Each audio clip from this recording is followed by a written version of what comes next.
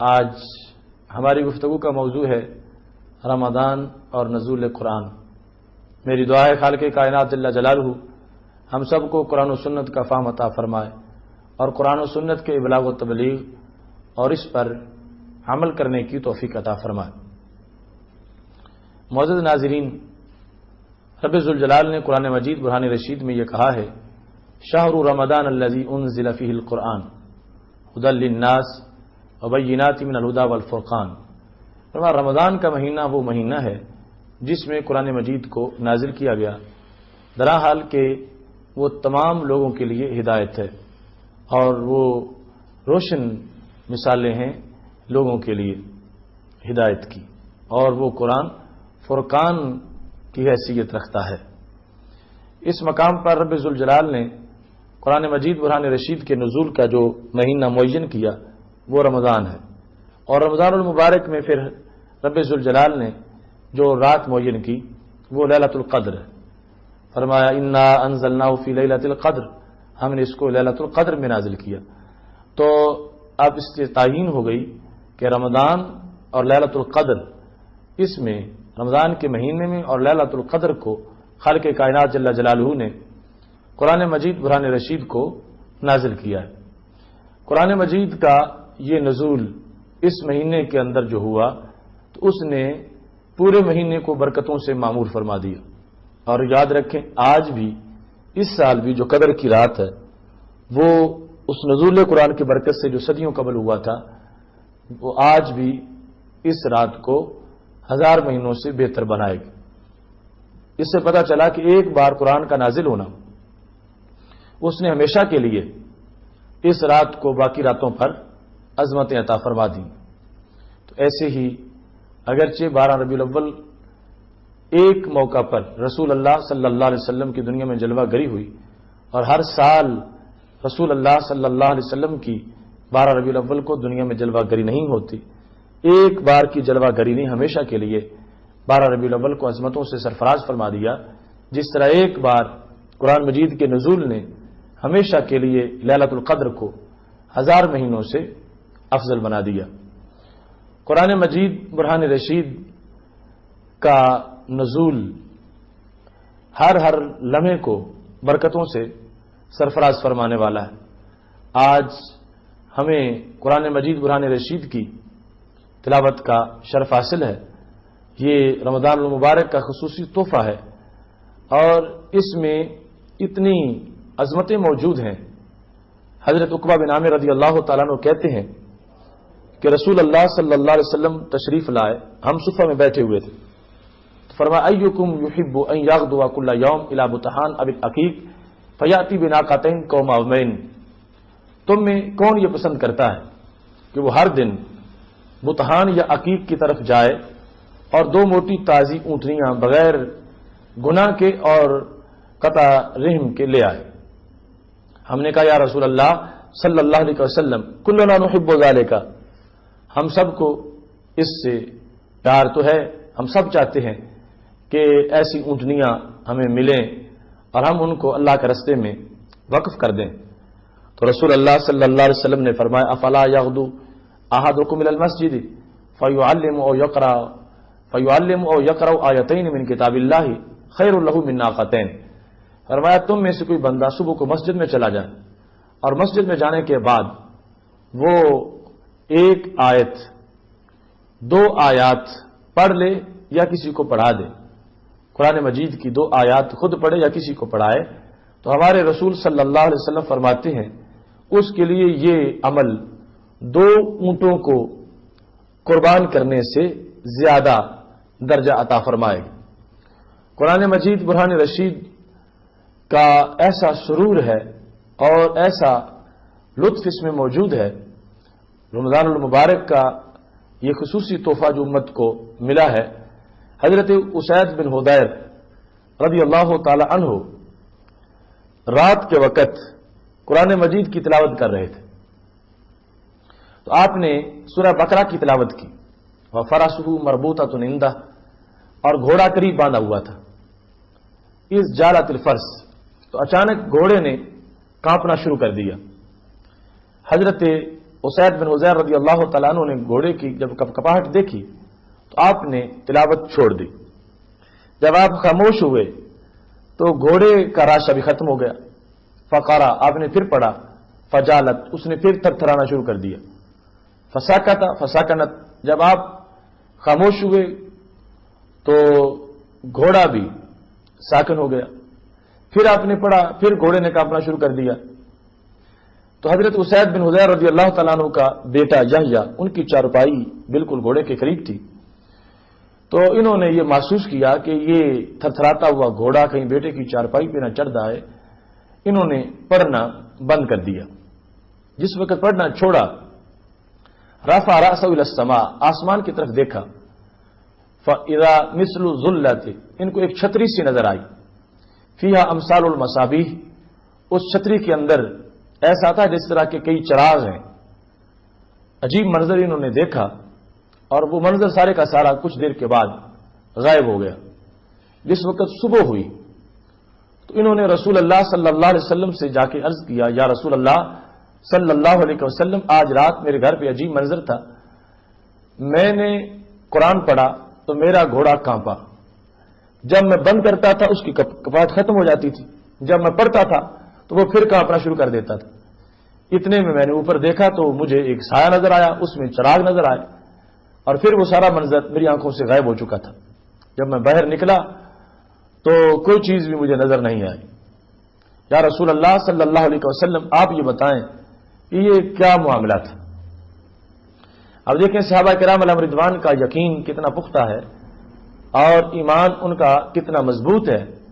ان کو پتہ ہے کہ میرے گھر میں میرے ہوتے ہوئے مجھے جو کچھ نظر آیا مجھے اس کی حقیقت کا پتہ نہیں ہے, لیکن رسول اللہ صلی اللہ علیہ وسلم کو اپنے گھر میں ہوتے ہوئے پتہ ہے کہ میرے گھر پر یہ کیا منظر تھا.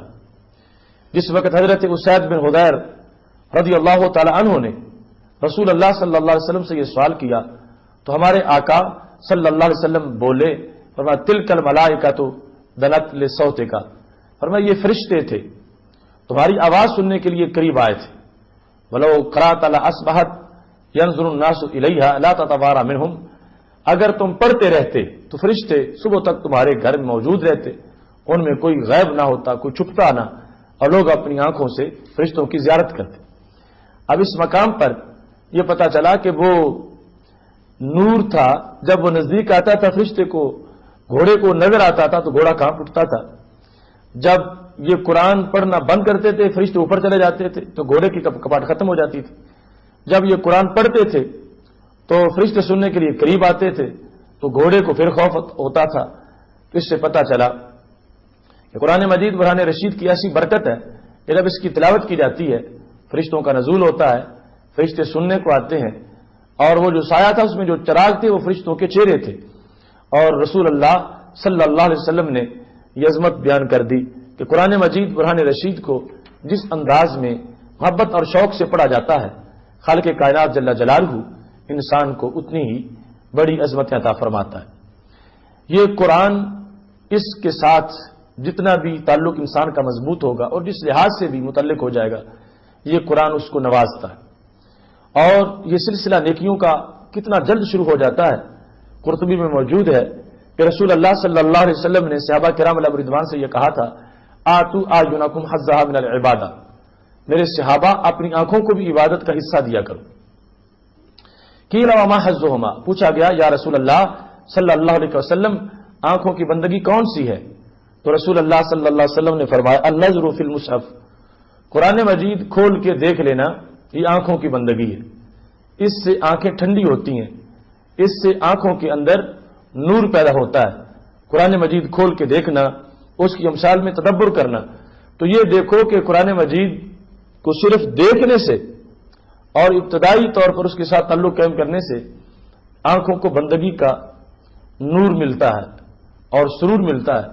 اور جس وقت ایک انسان تعلق مضبوط کرتا ہے, اس قرآن مجید کو یاد کرتا ہے, حفظ کرتا ہے, محفوظ رکھتا ہے, اور پھر وہ مختلف طریقوں سے قرآن مجید میں تدبر کرتا ہے, تو اس کا کتنا اونچا مقام ہوگا. آغاز سے قرآن مجید برہان رشید کے ساتھ تعلق میں اتنی عظمت ہے, تو جوں جوں یہ تعلق بڑھتا جائے گا تو عظمتیں ملتی جائیں گی. یہاں تک کہ رسول اللہ صلی اللہ علیہ وسلم نے یہ ارشاد فرمایا ہے، یقال لصاحب القرآن، حافظ قرآن کو اور قرآن والے کو یہ کہا جائے گا، حشر کے دن بھی اس کا پروٹوکول ہوگا، کہا جائے گا اقرا ورتقِ، پڑھتا جا اور چڑھتا جا، ورتل کما کنت ترتل فی الدنیا، اور یوں ترتیل سے ٹھہر ٹھہر کے پڑھو جس طرح کہ تم دنیا میں پڑھا کرتے تھے، فإن منزلک عند آخر آیۃ تقرأها، تمہاری منزل جنت میں اتنی اونچی ہوگی کہ جب پڑھتے پڑھتے قرآن ختم ہوگا، جہاں پر تمہاری زبان سے آخری آیت کا اختتام ہوگا اتنی بلندی پہ جنت میں تمہارا مقام ہوگا۔ اس واسطے قرآن مجید برہان رشید کو آج بڑی ضرورت ہے ہمیں قرآن مجید کی کہ ہم اس کو پڑھیں، اس کو سمجھیں، اور اس میں دنیا میں بھی فائدہ ہے، عقبہ میں بھی فائدہ ہے۔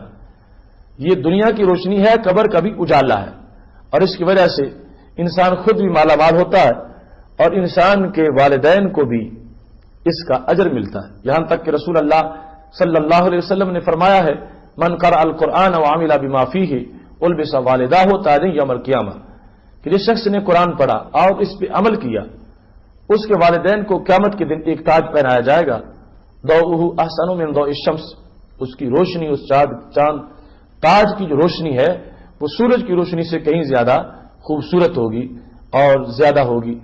یہ انداز ہے ان لوگوں کا کہ جو کہ قرآن مجید برہان رشید پڑھنے والے ہیں۔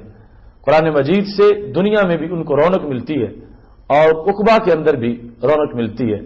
یہاں تک کہ حضرت عبداللہ بن عباس رضی اللہ تعالیٰ عنہ کہتے ہیں کہ رسول اللہ صلی اللہ علیہ وسلم نے ارشاد فرمایا، ان الذی لیس فی جوفہ شیء من القرآن کالبیت الخرب، کہ وہ بندہ کہ جس کے دل میں قرآن مجید کا کچھ حصہ بھی محفوظ نہیں ہے، چند صورتیں بھی نہیں آتی اس کو، فرمایا وہ سینہ نہیں، وہ تو کھنڈر اور ویران جگہ ہے، ہاں کوئی رونق نہیں ہے۔ رونق اس جگہ پہ ہوتی ہے جہاں قرآن مجید جلوہ گر ہوتا ہے، قرآن مجید کی کچھ صورتیں جس مقام پہ موجود ہوتی ہیں وہاں رب ذوالجلال کی رحمتوں کا نزول ہوتا ہے۔ اور اگر کوئی شخص قرآن مجید سے تعلق قائم نہیں کرتا اور بالکل اس کا سینہ قرآن مجید کے نور سے خالی ہے تو ایسے شخص کے لیے یہ کہا گیا کہ اس کا سینہ جو ہے وہ ویران سینہ ہے اور اسے کچھ بھی میسر نہیں ہے۔ اگر کوئی شخص قرآن سے تعلق قائم کرتا ہے تو پھر اس کو آج بھی ویرانی کا سامنا نہیں ہے اور کل بھی ویرانی کا سامنا نہیں ہے۔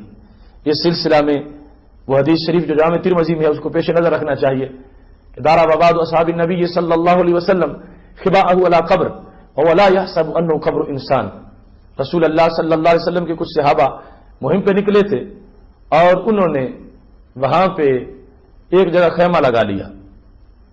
خیمہ جو انہوں نے لگایا تو وہ سمجھتے تھے کہ یہ ویران جگہ ہے اور یہاں کوئی چیز موجود نہیں ہے، پتہ چلا کہ وہاں تو کسی کی قبر تھی۔ اذن فیہ انسان یقرأ سورۃ تبارک الذی بیدہ الملک، وہ قبر کے اندر سورہ ملک کی تلاوت کر رہا تھا، حتی ختمہا، صحابہ کرام علیہم رضوان نے سورہ ملک سنی اور وہ قبر کا مکین بالکل صحیح حافظے کے ساتھ سورہ ملک کی تلاوت کر رہا تھا، یعنی اس سے متشابہ بھی نہیں لگا اور ساری کی ساری سورہ ملک اس نے پڑھ دی ہے۔ صحابہ کرام علیہم رضوان کو بڑا تعجب ہوا کہ یہ کیسا معاملہ ہے، بند ہے زمین، نہ کوئی نظام تنفس کا یہاں پر امکان ہے، اندر جو ہے وہ بول رہا ہے، زندہ ہے تو تب بولتا ہے اور پھر اس کا حافظہ بھی بالکل صحیح ہے۔ ایسی صورتحال میں جس وقت صحابہ کرام علیہم رضوان کو بڑا تعجب ہوا، ساری سنی ہے سورہ ملک جو اس قبر کے قاری نے پڑھی، صحابہ کرام علیہم رضوان جس وقت رسول اللہ صلی اللہ علیہ وسلم کے دربار میں پہنچے، آ کے یہ مسئلہ پیش کر دیا تو اس پر ہمارے آقا صلی اللہ علیہ وسلم نے یہ نہیں کہا کہ صحابہ تمہیں غلطی لگ گئی ہے، ایسا ممکن نہیں، قبر میں کون پڑھ سکتا ہے اور قبر کے اندر زندہ کون ہو سکتا ہے۔ نبی علیہ الصلوۃ والسلام نے ان کی اس قول کو غلط قرار نہیں دیا بلکہ اس کو صحیح قرار دے کر رسول اللہ صلی اللہ علیہ وسلم نے جواب ارشاد فرمایا۔ یہاں بھی یہ امر قابل غور ہے کہ صحابہ کرام علیہم رضوان جس جگہ پہ موجود ہیں نبی علیہ السلام وہاں موجود نہیں ہیں، لیکن اس کے باوجود ان کا یقین ہے کہ ہمارے محبوب علیہ السلام سے یہ جگہ پوشیدہ نہیں ہے، جو کچھ زمین کے اندر ہو رہا ہے ہمارے آقا صلی اللہ علیہ وسلم اس کی ہمیں خبر دے سکتے ہیں۔ ایسے میں جب رسول اللہ صلی اللہ علیہ وسلم سے پوچھا گیا تو آپ نے بھی یہ نہیں کہا کہ صحابہ وہ غیب کی بات ہے، چھپا ہوا مقام ہے، میں کیا بتا سکتا ہوں. نہیں، ہمارے آقا صلی اللہ علیہ وسلم نے فرمایا ہی المانیات ہی المنجیات تنجی من عذاب اللہ. یہ سورہ ملک کا کمال ہے، جو دنیا میں پڑھتا ہے وہ اس عقبہ میں بھی پڑھتا رہتا ہے، یعنی دنیا میں پڑھتا ہے تو قبر میں بھی اس کو پڑھنے کی سعادت حاصل ہوتی ہے. ہی المانیہ، یہ سورہ مانیہ بھی ہے، منجیہ بھی ہے، عذاب کو روکتی ہے اور قبر والے کو عذاب سے بچاتی ہے. اب دیکھو، جس شخص نے دنیا میں قرآن مجید کو ٹائم دیا ہے، قرآن مجید نے بھی اس کے ساتھ قبر میں اس کو ٹائم دیا ہے جس کی خلوتوں کا سہارا غم قرآن، وہ گوشہ لحد میں بھی تنہا نہیں ہوا. جیسے وہاں پر صاحب قرآن حضرت محمد مصطفیٰ صلی اللہ علیہ وسلم کی جلوہ گری بھی ہوتی ہے تو قرآن بھی ساتھ ہوتا ہے. اب وہ قرآن ساتھ ہے، قبر میں قبر کے مکین کا دل بھی لگا ہوا ہے اور قرآن مجید برہان رشید اسے عذاب سے محفوظ کیے ہوئے ہے. ایسے ہی قرآن مجید برہان رشید کا اثر اور فائدہ جیسے خود انسان کو ہوتا ہے، ایسے ہی اس کے والدین تو کیا، اس کے علاوہ بھی اس کا فیض آگے متعدی ہو جاتا ہے. رسول اللہ صلی اللہ علیہ وسلم فرماتے ہیں من قرأ القرآن فاستظہرہ فاحل حلالہ وحرم حرامہ ادخلہ اللہ الجنہ، کہ جس شخص نے قرآن پڑھا اور قرآن پڑھنے کے بعد اس نے قرآن مجید کو اچھی طرح یاد کر لیا اور پھر قرآن مجید کے حلال کو اس نے حلال سمجھا اور قرآن مجید کے حرام کو اس نے حرام سمجھا تو کیا ہوگا، ادخلہ اللہ الجنہ، رب ذوالجلال ایسے بندے کو جنت میں داخل فرمائے گا. وشفعہ فی عشرۃ من اہل بیتی، اور خالق کائنات جل جلالہ اس کی سفارش 10 کے بارے میں قبول فرمائے گا، اس کے گھرانے کے 10 افراد کے بارے میں اس کی سفارش قبول کر لے گا. وہ 10 کیسے ہیں، کلہم قد وجبت لہ النار، اپنے عمل کی وجہ سے ان 10 پر جہنم واجب ہو چکا تھا کہ وہ جہنم میں ڈالے جائیں گے، مگر ایک حافظ عالم اور عامل انسان کے کہنے پر رب ذوالجلال اس کے خاندان کے 10 افراد کو جہنم سے بری کر کے جنت عطا فرمائے گا. قرآن مجید کے ان فوائد کے علاوہ یہ فائدہ بہت بڑا فائدہ ہے کہ رسول اللہ صلی اللہ علیہ وسلم نے ارشاد فرمایا ان هذه القلوب تصدع كما يصدع الحديد، کہ ان دلوں کو بھی زنگ لگ جاتا ہے جیسے لوہے کو زنگ لگتا ہے. پوچھا گیا لوہے کو زنگ لگتا ہے کیسے؟ اذا اصابہ الماء، جب لوہے کو پانی لگتا ہے تو لوہے کو زنگ لگ جاتا ہے. پوچھا گیا یا رسول اللہ صلی اللہ علیہ وسلم اگر زنگ لگ جائے کسی کے دل کو تو وہ زنگ کیسے اترے گا؟ تو ہمارے آقا صلی اللہ علیہ وسلم نے ارشاد فرمایا کثرت ذکر الموت و تلاوت القرآن، موت کو کثرت سے یاد کرو اور قرآن پڑھتے رہو، اس سے جو دل پر داغ لگ چکے ہیں وہ سارے داغ دھل جائیں گے اور رب ذوالجلال عظمتیں عطا فرما دے گا ایک انسان کو جس کے دل کا آئینہ جو ہے وہ دھندلا ہو چکا تھا. تو معزز ناظرین، اس مقام پر سید عالم نور مجسم شفیع معظم صلی اللہ علیہ وسلم نے ہمیں اپنی طرف سے ایک دائمی نسخہ عطا فرما دیا، چونکہ آپ حبیب قلوب بھی ہیں اور طبیب قلوب بھی ہیں. آپ جانتے ہیں کہ اللہ نے جو یہ مشینری بنائی ہے یہ فاسد کیسے ہوتی ہے اور اس کا فائدہ کیسے ہوتا ہے.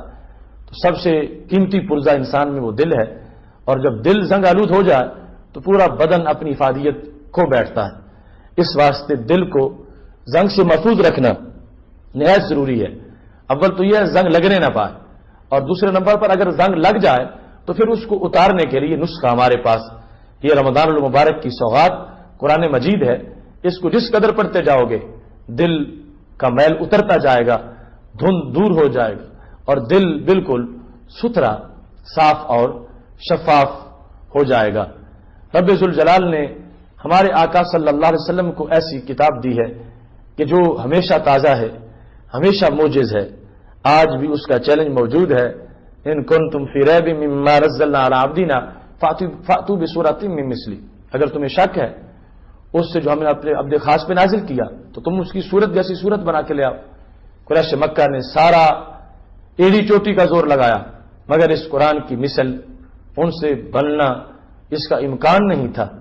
یہ نہیں کہ انہوں نے کوشش نہیں کی، کوشش انہوں نے پوری کی، چونکہ کہہ دیا گیا ان کنتم صادقین، اگر تم سچے ہو تو صورت بنا کے لے آؤ۔ مطلب یہ ہے صورت بنا کے لے آؤ گے تمہیں سچا مان لیا جائے گا، پھر نہ جھگڑا ہوگا، نہ بدر، نہ احد، نہ خندق، کوئی جنگ نہیں ہوگی، پھر کسی طرح بھی تمہارے لیے مشکل نہیں ہوگی، تم صورت بنا کے لے آؤ۔ اب جو شخص قلم سے لکھ سکتا ہو اس کے لیے لکھنا آسان ہے یا نیزے کھانا آسان ہے؟ اگر کیا سبب تھا کہ قریش مکہ نے صورت نہیں بنائی اور تلواریں کھانے کے لیے تیار ہو گئے، بالآخر ان کے بچے یتیم ہو گئے، عورتیں بیوہ ہو گئیں، ان کے لاشیں تڑپ گئے۔ اگر ان سے مثل کا امکان ہوتا، مثل بنا سکتے ہوتے تو ضرور آسان پہلو اختیار کرتے۔ انہوں نے آسان پہلو یعنی قرآن بنانے والا پہلو جو اس کو اختیار نہیں کیا، بلکہ جنگ و جدل کی راہ پہ چل پڑے، تو پتہ چلا قرآن کا مثل بنانا، صورت بنانا ان کے لیے ممکن ہی نہیں تھا۔ تو یہ آج بھی ہمارے قرآن کا یہ اعجاز ہے، اور یہ قرآن تمام تر عظمتوں کے ساتھ آج بھی امت مسلمہ کو مالا مال فرما رہا ہے۔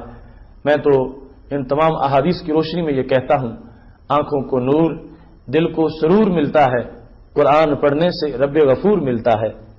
حرف حرف ہے اس کا نجات بشر کا ضامن، نظام زیست بندگی کا شعور ملتا ہے، اسی کے ذہن میں جلوہ فگن ہو فہم قرآن، جس کی ہر سوچ میں عشق حضور ملتا ہے۔